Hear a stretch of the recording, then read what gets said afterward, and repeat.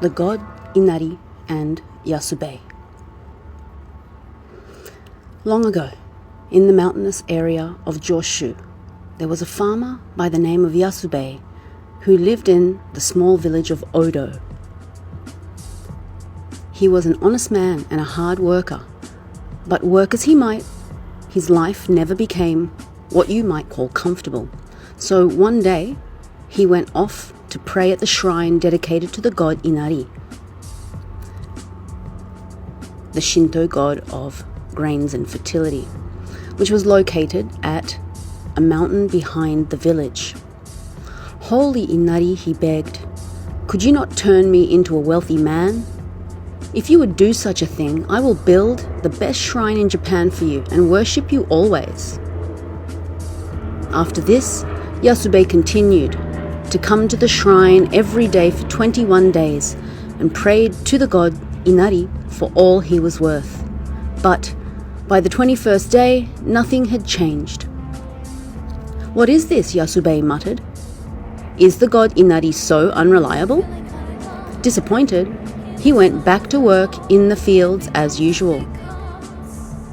On his first day, back in the fields, however, he looked up to see a man riding along on a horse in a carefree manner, singing as he passed by.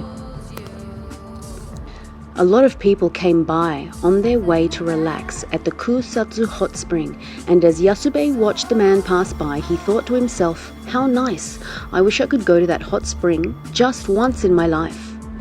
Even as he thought this, he continued working hard in his field.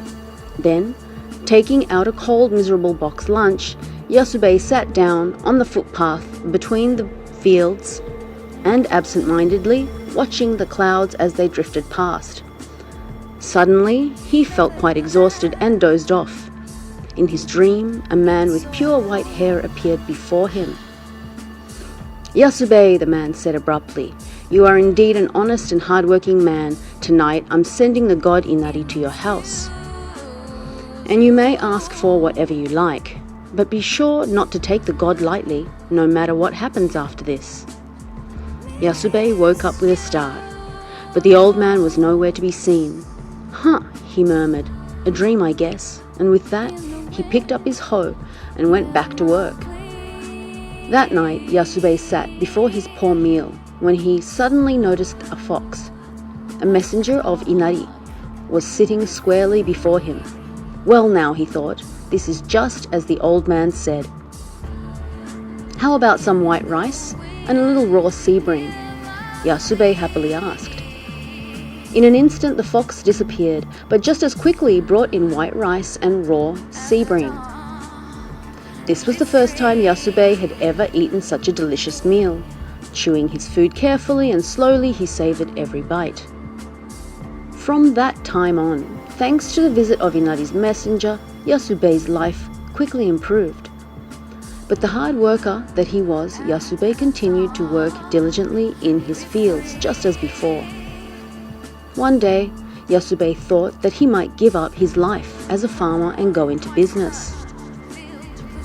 That very evening, on his return from his fields, he immediately asked Inari to bring him the materials for making sake.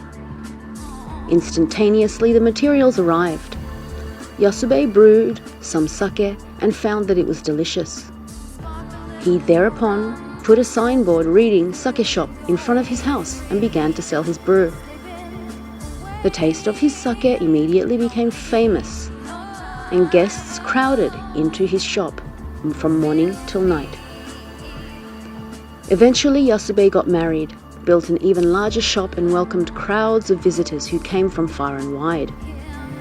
In this way, before many years had passed, he became the wealthiest man in Joshu. Later, Yasubei changed his name to Kabe Yasuzaemon and lived a life as luxurious as that of any lord. But he kept his promise to Inari, built a beautiful shrine for the god, and filled the shrine with offerings for as long as he lived. After Yasubei passed, however, his descendants treated the god lightly and only occasionally brought offerings to the shrine.